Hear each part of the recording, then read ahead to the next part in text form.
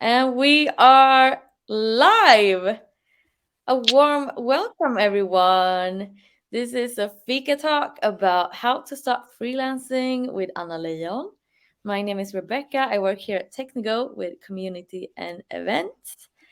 And yes, I'm so excited for this topic.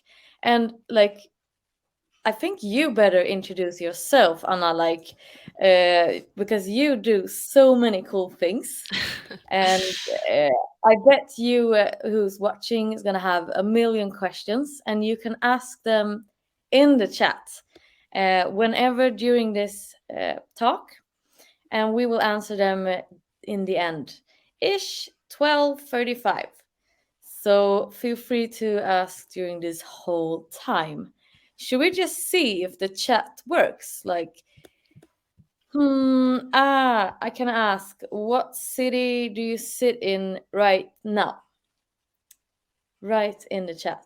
It's always fun to see. Anna, where are you sitting?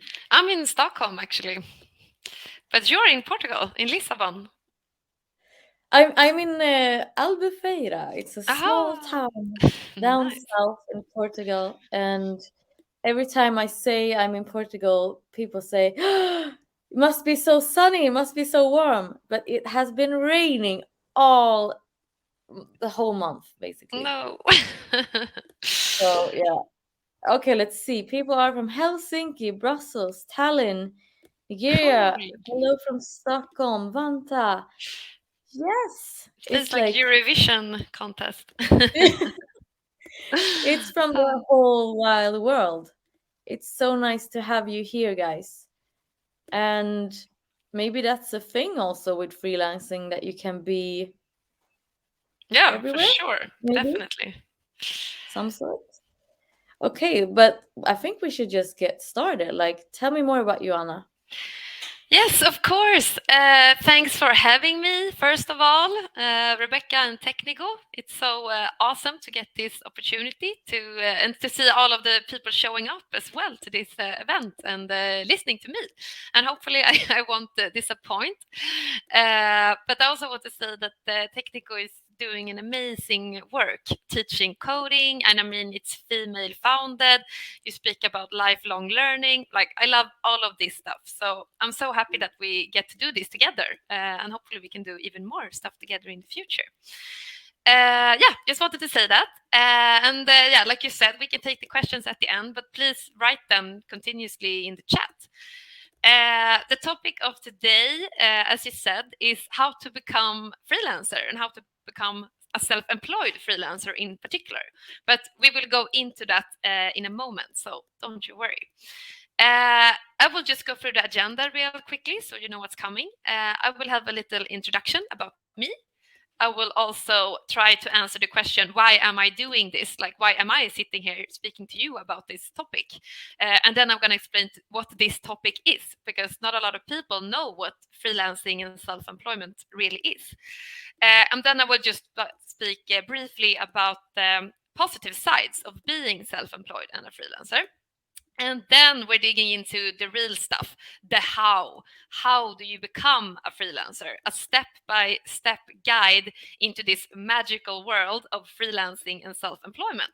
I don't think that we will be able to go through the whole how to do it list, but at least an introduction so that you can continue yourself after that. So hopefully I will try to get through that, but we'll see how far we go.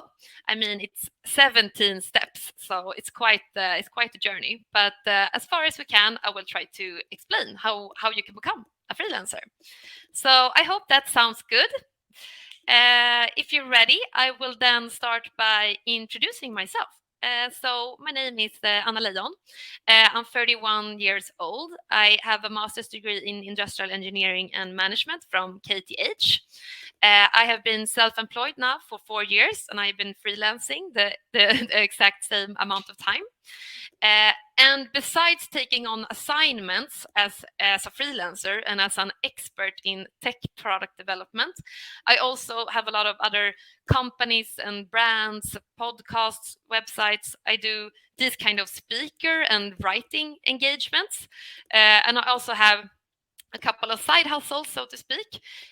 For instance, I'm sitting in my tea studio. I have a tea brand called Tiamo, which does a lot of like what's it called, loose leaf teas. I'm just gonna try to show it here. And why I'm telling you this is because when you are a freelancer and self-employed, you have so much opportunity with the money that you generate in your company that you can do all of this stuff that you can't if you're employed, because it's going to be crazy expensive.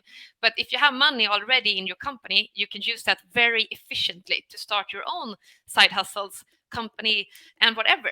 And I also have my own little T-shirt here, just to be super obvious. My company is called Roawr AB, and I'm very proud of that. And I have my little lion logo because my last name is Lion. So as you can see, I'm living the full like freelancer life. And if you're excited about that, like if you become a freelancer, that can be yours as well. But if you're not excited about all this stuff, freelancing can still be something for you. What I want to say with that is like, you don't have to do all this stuff that I'm doing. Like I'm living the fullest freelancer life, but it's still a very good setup. And I'm going to explain to you more a little bit further ahead. But I think that Rebecca also introduced me as an expert in this area. So I just want to tell you why am I an expert in this area. And throughout my 4-year-long journey as a freelancer, I've been creating a lot of content in this area.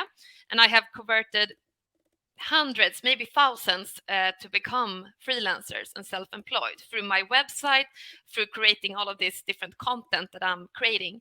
I have the biggest freelancer and self-employment blog in Sweden, and it's growing abroad as well. So I love speaking about this.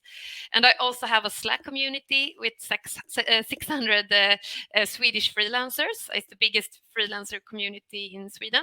And I also have a forum called Freelancer and Tech for those who want to become freelancers, so they can ask their questions there. Because in the Slack community, we only want people who already are freelancers. So I do lots of these kinds of things, and I've also been called like the mother of brokers, the freelancer evangelist, the leader of the freelance revolution, like all of these things. And I love it, and I love to preach about it, because I truly think that it's a catalyst for a better jobs environment for everyone in the future. So that's what I firmly believe. So that was a little bit of an introduction about me. I'm not going to try to talk too much about it, but I also want to say briefly why I'm doing this. And as I said, like there's a freelance revolution underway. The fundamental drivers in the job market are changing, and they are being questioned, and it is for the better for the employee. Talents in general, and tech talents in particular, they are forcing these changes. They say like, oh, you want my competence, you better pay up and flex it up. Like they can't stand this FaceTime, the controlling factors, having to take part in company activities, like, and having a bad salary. As a consultant and as a freelancer and as a self-employed person, you are spared of all of these things. You don't have to try to climb the corporate ladder. You don't have to kiss any boss's ass. You don't have to hide yourself in social media, for example. Like, how many of you, say yes in the chat if you agree with this, how many here has thought twice before putting something up on social media because you're afraid of your boss or that your colleagues might see it? Like, how this is, you're oppressed. Like, that's what employment does to you. But if you're self-employed, you only answer to yourself. You are your own boss, and it's very liberating. So I just want you to be aware of that. So what I want everyone to make is an informed choice, whether you want to be self-employed and a freelancer, or if you want to be hired and be employed. Most of us go through life thinking that there is no alternative to being employed, but there is, and I'm here to help you understand how you can become self-employed.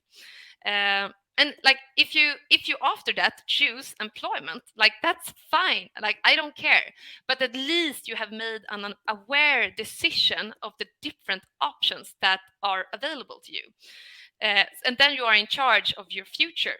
I just want you to make an informed choice. That's everything I'm asking for. Because I cannot imagine anything sadder than a person going through life, being employed, trying to climb the corporate ladder, hating every minute of it, and not knowing that there are alternatives.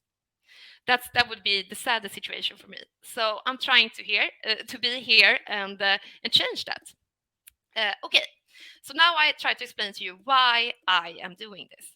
But what is this then that I'm talking about? Freelancing and self-employment are two different things. What I usually recommend is to become both, but you can't become a freelancer without being self-employed, and you can be self-employed without being a freelancer. But I would say like the highest form of freelancing is also being self-employed, because you get the most money left in your own pocket at the end of the day. But freelancing is basically taking on short assignments, which can be fully remote for those who prefer that way, and just coming into companies and do a certain task, a certain assignment, which is very limited usually, and usually also very clear, which is another positive aspect of being a consultant and a freelancer. Because when you're employed, it's sometimes your work becomes very fluffy and you just get more and more responsibility without getting more paid. But in your contract as a freelancer and as a consultant, it's usually very clear. So if they want you to do more, and if they want you to stay longer, for instance, you better pay up. So you're in a much better position.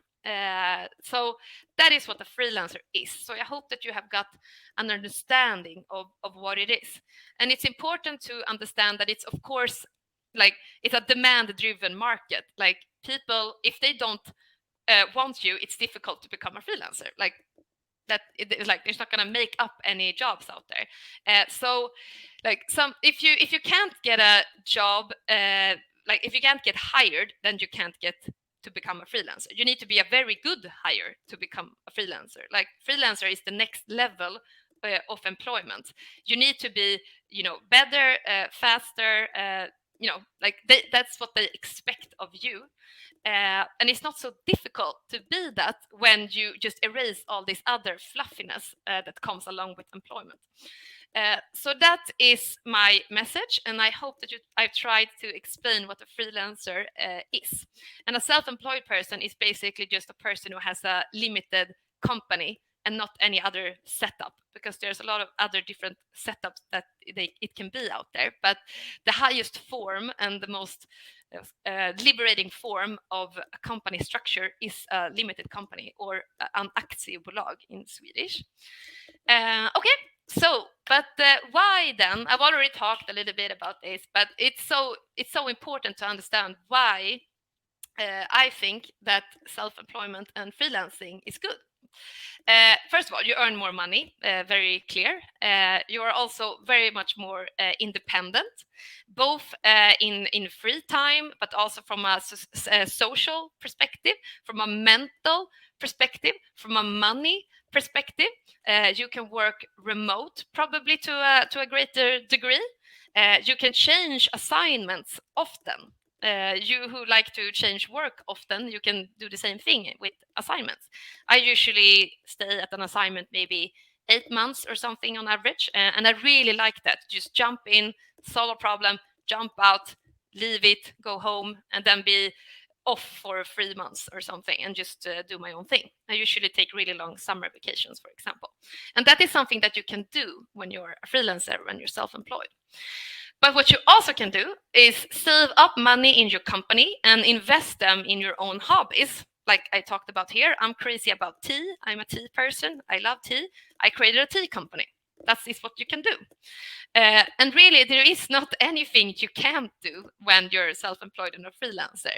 You are free to send the invoices to whoever you want and to start your own little projects and do whatever you want. You are very free from an economical, time-wise, mentally, socially, very free.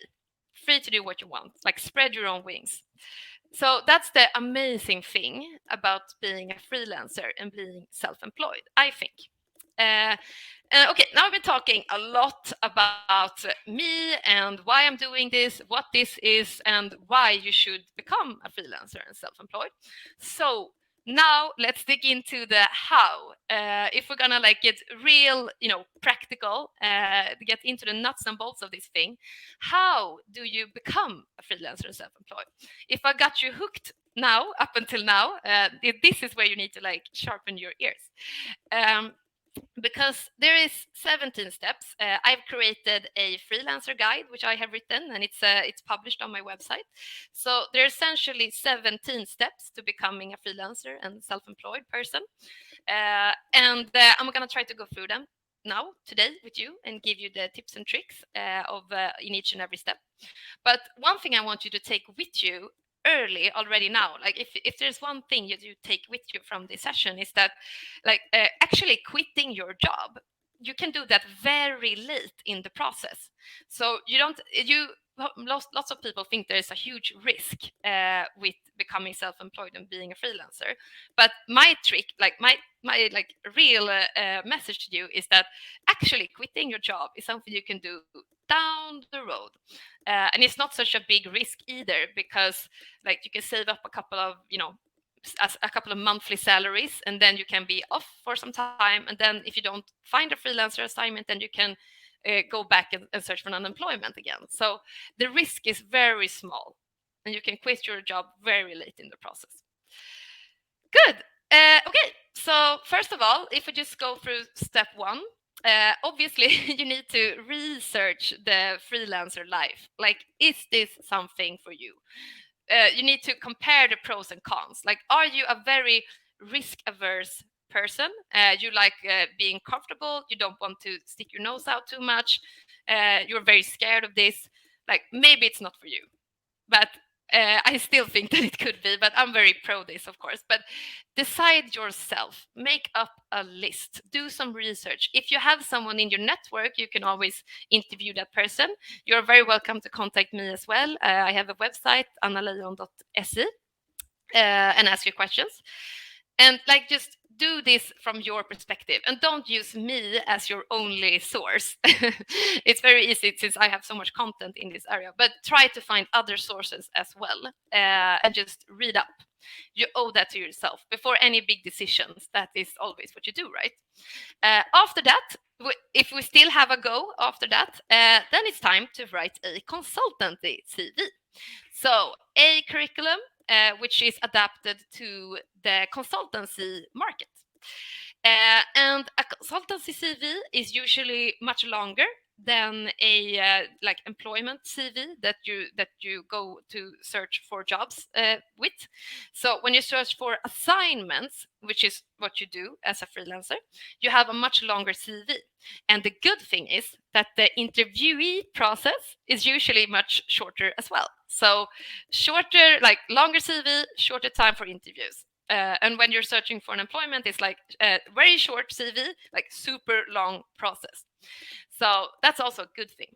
But yeah, I have a like a template for consultancy CVs on my website, which you can check out. It's in the freelancer guide that I have written, and I will soon publish an English version as well. Sorry, I only have a Swedish right now, but it's called Freelancer Guiden, and it's just a template of how a consultancy CV could look. My CV, I think, is like 10 pages or something, so it's like a whole Bible.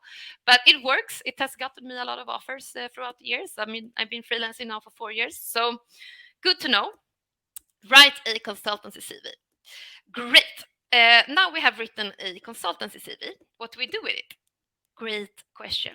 So what I recommend you to do is to actually send it out to several so-called brokers to take the temperature.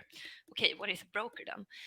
A broker is a consultancy a broker who help you with contacts to get an assignment. If you are really good, then you can get assignments without a broker. But I usually use a broker because it's very convenient. They take 10% of your earning, but in exchange, they help you find an assignment. So it's a pretty fair deal. usually very transparent deal. And what you can do when you start contacting them is to ask, like, is this CV like asked for in like is there any demand for my competence out there? That is what you should ask and take the temperature. And if they answer very quickly and be like, oh yes, I have, they are very eager to get you on board because that's their salary. They get something from it, so they're very eager to get you on board if they see that there is a demand for you. And I also have a list, like the biggest, most conclusive list of consultancy brokers in Sweden, if you want to check that out. But yeah, I could try to create these lists also for other countries, but usually, or right now, I only have for Sweden. And it's like hundreds of brokers who work with this. Like, it's a lucrative business. Don't you think anything else? So send your CV to a couple of different brokers and just see what they say. Like, they are probably the experts. They know what kind of assignments they get in and they get questions for. Like, do you have a data scientist? Do you have a product manager? Do you have a front-end developer? Like React, blah blah blah. And if you're a React developer, you can get a you can get an assignment like that. It's like such big demand for React developers out there. So that can be good to know. Yeah, okay. So you have sent your consultancy with several brokers. They have answered you and said, "Yay! Like, yeah, we really think that we can sell you." That is essentially what they do. We think that we can sell you, and you're going great. So then you go to the next step. Now it's actually because now you have like you get proof of concept. You have a POC, you have a POC. You have heard like this is gonna work. So now it's actually time to start researching an accounting system or a bookkeeping system, because since you're gonna become self-employed, you need to actually do your bookkeeping. The good news is that you can also outsource it if you want, but you first of all you need to have a system and then you can outsource it. So my recommendation is to research a bookkeeping system.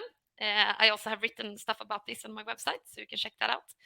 After that, you need to make up a business plan. And this step I think is a little bit ridiculous, but like for everyone who wants to start a limited company, to Skatteverket, the Bolagsverket in Sweden, there are other institutions in other countries, but to the company institution in your country, you need to motivate why you should be able to start a company, because they can deny you.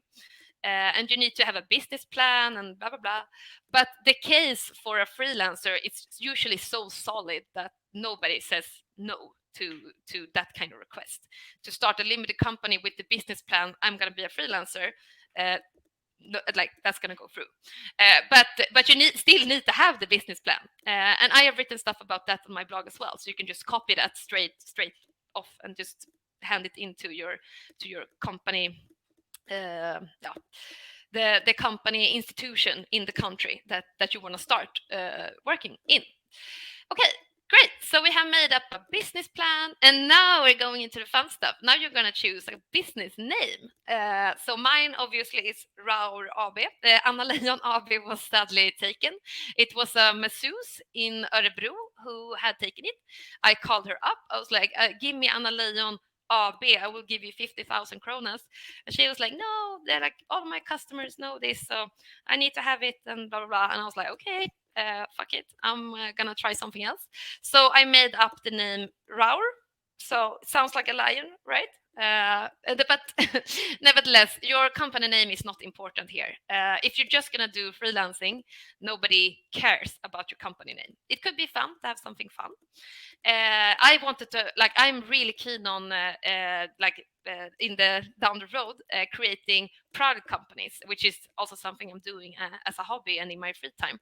So I want to create product companies. So I wanted to have a product company kind of name. So that's why I took Roawr AB, because I think it could work as a product. But if you like lack of fantasy or whatever, just take your name and add AB after. Okay, great. So now you have a company name, and now you need to select a company bank. like all this boring stuff. But I've actually made a comparison on my website. This is for Swedish banks though, but I'm gonna try to go more global as well. But so there are also others who compare banks, of course. So you can just search for company bank, and then you find company accounts and how much they cost and the kind of different setups and so forth that they provide. So you need to choose one of those, because through that you need to input some money to Bolagsverket, or the company institution in your country, so that they hold that as a buffer, so that they know that you have a buffer in your company. So you need to pay that buffer in order to be able to start your company. It varies, that kind of amount, the buffer amount that your country, actually, like your government, is forcing you to have on hold in order to start a limited company. But in Sweden right now, it's 25,000 kronas. It could be different in different countries, but that kind of money is something you need to pay up, and then you create the company account at the bank, and you transfer this money, and then you also need to get a bookkeeping system. Remember that we had research bookkeeping systems before, and now you need to set up the account and do the whole shebang. And then after that, you have created your company, you have created your bank account, you have created your bookkeeping account, and all of this boring stuff. You need to also register your company for tax. Which is something that you need to do in all countries in order to be able to pay tax and receive tax on your services. You need to register for that. Also a boring step. Okay, fine. Now we have done all the boring stuff. Now we come to the fun stuff, because now you're gonna hand in your notice of leave, or your termination of employment, as it's called, and that's usually quite, it's both sad and happy maybe, but for me it felt very liberating to just be like, "Hey, I'm gonna go out, spread my wings. I do you, I do me," and just like spread my wings in the world. That felt amazing. So yeah, you're gonna here is when I recommend you to hand in your termination of employment. So very late in the process, right? You can do so much stuff. You should validate and do so much stuff before you actually take the scary step, the step that is maybe irreversible, and after that, because a lot of employment contracts comes with termination leave period. Usually in Sweden, it's like 3 months, usually, maybe even longer. So you need to take that into consideration. But now you are ready, and usually maybe you have some vacations saved as well. So you could get off maybe after 2 months, which is great. So then you have a time buffer here. That is what we're going after. We're going after a time buffer to apply for assignments, because it can take some time to get an assignment, and you want to be able to save up a little buffer for that, both from a time perspective and from a money perspective. And I recommend at least 3 months salary to be able to stay unemployed for at least 3 months. And apply for assignments during that time, because the great thing with consultancy assignments or freelance assignments is that they usually want you to come in like yesterday. Like they wanted to come in so quickly. So it's not at all as long lead times as it is with employment. With freelancing, it's like come in like right now, this is very instant, and start delivering value. So that's how it works. So that's good to know when you apply for assignments. And how you apply to assignments is basically the same thing that we did before when we were practicing. You send your consultancy CV to the consultancy brokers, and you ask them, give me suggestions on assignments, basically. Like you said before that you can sell me, well, here, like, go and do it. So that's what you do. But be careful, because different brokers can have deals with different kinds of companies, and they can also be like specializing in different kinds of fields. So it could be good to sync that with your own profile. They are usually very shady on their website about what companies they can actually offer assignments to and what kind of niche they are like in.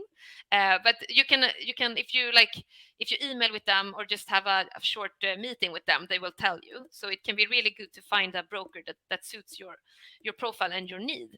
So that's very good to know. Okay, and then you have applied for assignments, and hopefully you get like it can take time. Like they can send out your CV to lots of different companies and assignments. Don't like it's nervous, it's nerve wracking. It's particularly the first assignment. Like I was super scared. But for me, actually, I got the assignment before I had even quit my job. But because I was a hired consultant before, my termination of leave could be shortened, because like why do they want to keep me on board when I'm not at an assignment? So I had talked to my the person who assigned me to my assignment at the company, and I said like, okay, I want to leave, and they were like, yeah, okay, then we'll quit after this amount of time. And then I made sure to have an assignment when I wanted to start working again. So I had a very smooth transition there, but it can take time, and that's normal. Just like hang in there. It's also quite dependent on season, actually, so that can be good to know. The best times to apply for assignments is after New Year's and after the summer. Not so surprising maybe, but that is when like people are looking to start new projects, and like seeing like, oh, we have some needs for a developer there, and that is like a fresh start for companies. So that is when they usually take in consultants. So that can be good to know. Okay, we have 4 minutes left. So after you have given an opportunity to be interviewed, like they have accepted you, like they say, oh, this is an interesting profile, I want to meet this person, and this is exactly how it works with employment as well. Then you go to an interview, and usually they can be really short and really convenient, because there's not so much bullshit to be honest during a consultancy interview as it is during an unemployment interview. It's much more to the core, like what is your competence, what can you bring to the table for this particular problem that they want solved.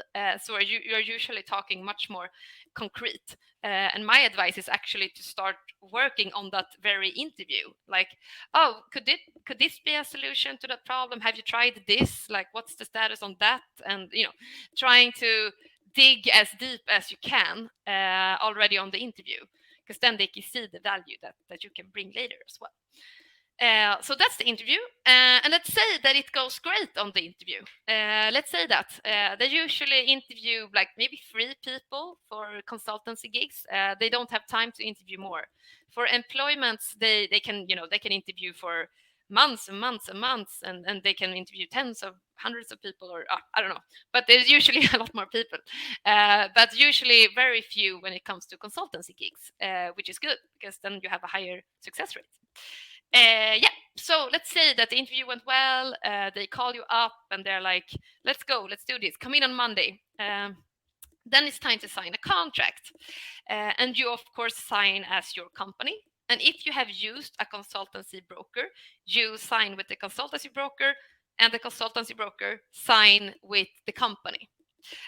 So that's the contract way. That's how it works.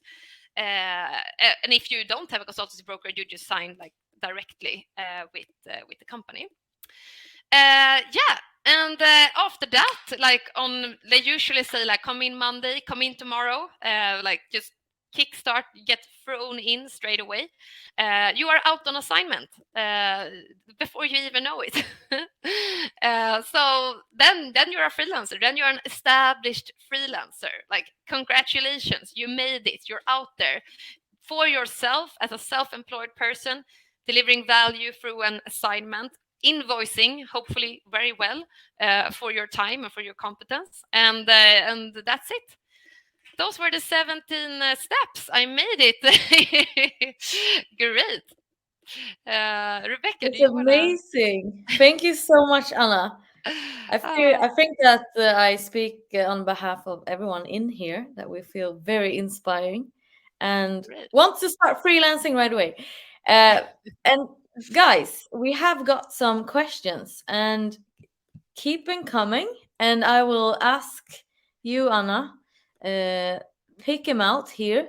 I have Annika. She writes, I have worked as a front end developer for about 2 years, but I feel like I need more experience before I can do freelance work. How do you feel about what kind of experience you need before you start to freelance? It's a good question. It's a great question. Funny, I didn't even mention it, but like my like hypothesis in life is that you can become a freelancer straight away, and you actually don't even need an education. You can be self-taught, like particularly as a developer. I know people who became freelancer from like high school or something. So that's totally doable. I was hired for 1.5 years, I think, as a consultant doing exactly the same thing before I became a freelancer. So it's very individual. Some people do it after 10 years, some people do it straight away. I don't think there's a clear answer. It depends completely on you. And I Mm. think that you can do it. I believe in you. Oh, Annika, you like jump rather than not.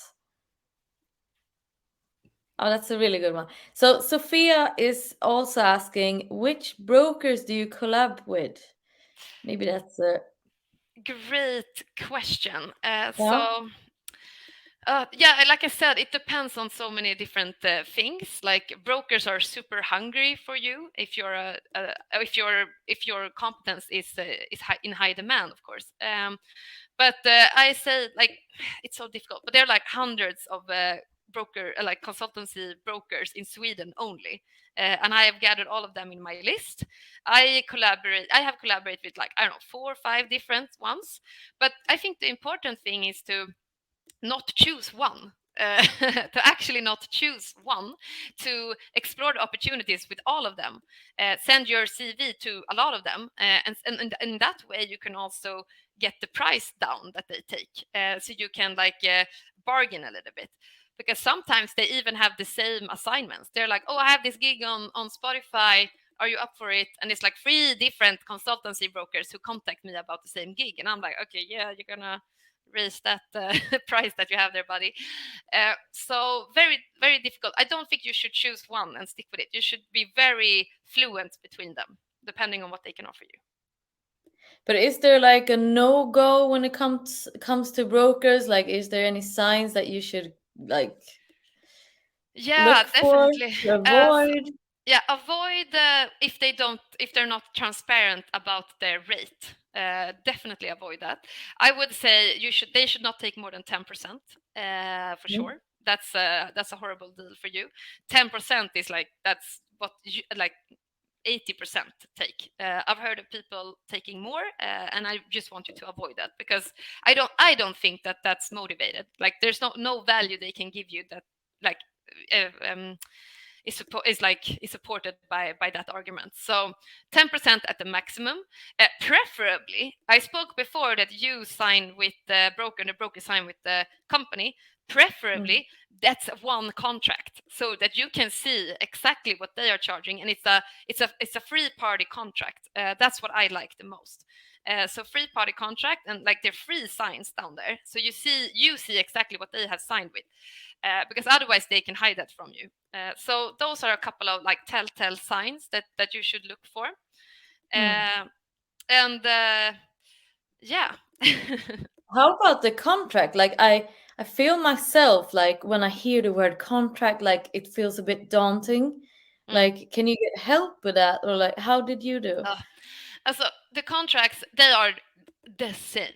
Like Mm. all the like they sign with so many different consultants every single day. Like take, I don't know, Klarna or Spotify or something. I think they have thousands of consultants. Like seriously, they don't want to be open Mm. about it because like they want to like pretend like, no, we can get talent, no problem, but Yeah. they really need to have consultants. But that contract that they are sending out, that's a template. Like it looks the same for everyone. So what I think that you should be extra careful looking into in the contract.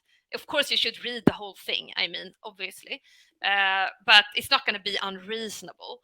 And you need to think about the numbers in different places. Obviously, the salary, also Mm. like overtime. That's something that I'm looking for. I want to have double the pay in overtime hours. That is good to look for, and also travel time. Sometimes they want you to travel places, and I a good measurement there is to take half of your normal rate during travel times. So those are a couple of things that I should look for. But Mm. like they are not, they are after your talent. They are not after like fooling you. Like Mm. don't I wouldn't be like, you don't need a lawyer to look at it. Like and especially if you have a broker, they will also provide a little bit of a service for that. So Mm. that can, if you're scared of the contract, then a broker can be a good thing to have. Mm. Good. I hope that answered your question. I can also see that someone asked, where do you look for and find freelance assignments? I mean, it's probably ah, very different, I guess, from country to country as well. Yeah. Okay. Yeah. This is a hot potato right now. So there's so many companies. I see that you have mentioned a few in the chat there. So like there's so many companies dreaming about taking this market. Like, like Mm. for instance, when it comes to housing, being a platform that provides a service to two people who meet when they're buying houses, like people were fighting about that like 10 years ago. Right now, people are fighting to provide the overall solution for consultants who want to meet like two parties on a platform: the company Mm. or the broker, and the provider of the service, the worker, the talent, so to say. Like Mm. there's so many companies who want to do this, and I've been contacted by crazy amounts of them. We have, for instance, in Sweden, like Brainwill, who claim that they have the most assignments in Sweden. And then internationally, you mentioned Fiverr, Upwork, and some of them are Mm. niched toward remote working. Some of them are niched toward what we call micro workers, so like really short assignments, like helping them to set up like a web shop or something. So that they can be niched into different things. Like from my experience, there's no single truth. There's not one that is better. Like I usually go the traditional way with just contacting brokers, and sometimes the brokers have assignment portals as well. So that can be good to check out. But there's no single truth here. You should look at many of them, definitely, and be aware that like if you go straight to the broker, you're only paying the broker. But if you have a platform in between, you're also paying that platform. So for better or worse, just be aware of Yeah. it. Yeah, The more the steps, the more yeah. they take, They I take guess. on the way to your pocket. Like there's so many hands who want to grab a bite from that cake. So be aware of So it. that's I can see people are writing in the chat. Thank you, Anna. Thank you. Great energy and valuable info. Can only agree. We have 2 minutes left, so I'm gonna pop one or two questions more, and I can see that Marika is uh, questioning: does the process or market differ a lot between industries? For example, can your guidelines be used for freelance writers as well? Great question. Like you can freelance in so many different industries. Like I think that tech led the way in the freelance sphere. But we have like dentists, we have doctors, we have like what we call stafett nurses in Sweden. Like we have so many people actually freelancing. I mean, that is what they do. And we have Mm. freelance photographers. Like I love it. Like they're freelancer everywhere. And I think that my guide applies to many of them. very many of them, because most, like you heard in the step guide, like most of them are just about starting a company and finding assignments, Mm. and that's pretty similar, but you find the assignments differently, different industries, of course.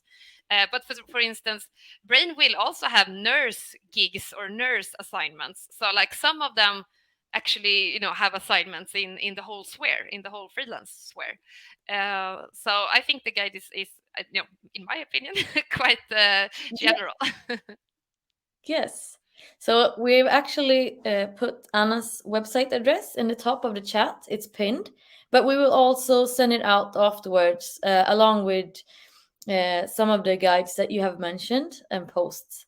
And uh, I have a final question, all right? Had you ever skipped a task? If so, how did you manage for doing it without compromise the interest of a company in your future assignments? um, does Tricky she mean question. like taking shortcuts in the delivery, kind of? How did you manage for doing it without compromise the interest? I'm not sure, but did you ever skip a task from someone, like you said you turn it down maybe? I'm not Aha, sure if yeah, I did yeah, it yeah. either. I've turned down lots of assignments actually. Like last minute things, they got quite pissed off. But I've got better offers basically. So like Yeah. it's this, like you're gonna get a lot of, hopefully, Mm. offers on assignments, and then you can turn down the ones who aren't that interesting. And it's Yeah. both, sometimes it's about the money, but sometimes it's more about what like where do I want to go in my career. I'm more interested in this area over here, for Mm. instance. So definitely, and I think you should turn down assignments. Maybe if it's your first, then it's good to get the foot out the door, but then Mm. try to be very critical. Oh, that's super cool. It feels like you need to know your value and, like, you know what? I'm not gonna do this. I take the higher paid. Like, Yeah. you just go your own way. I love it. Yeah, and one other good thing is that from both ends is that you can leave like the very same day. I was almost about to do that because I was treated quite badly at one of the assignments, and I was like, "Fuck it, I'm out of here. I don't take this shit from you guys." And Mm. you can't do this as an employee because you have your 3 months leave thing, and you need to show up and show your face and smile every day. But I was Mm. so pissed that I wanted to leave, and I was like threatening about it, because you can do that as you have much more power when you are Mm. self-employed and freelancer. So it's good to be aware of that. It's really good to bring with us. Uh, the clock has struck 2 minutes past. Thank you so much, Anna, Thank for you. having this together with us. I feel super energetic and, like, super Yay. inspiring by this talk. I hope you all feel the same. I can see in the chat that's like super inspiring. Thank you so much. Thank And you. thank you everyone for watching. We will send out the recording afterwards, along with links, and also link to you on LinkedIn, of course. Yeah, add me on LinkedIn. Yeah, so we can continue the conversation. If Yes. you didn't get your question answered, we will make sure it will be. Yeah. So thank you so much. Thank you, guys. See you. See you.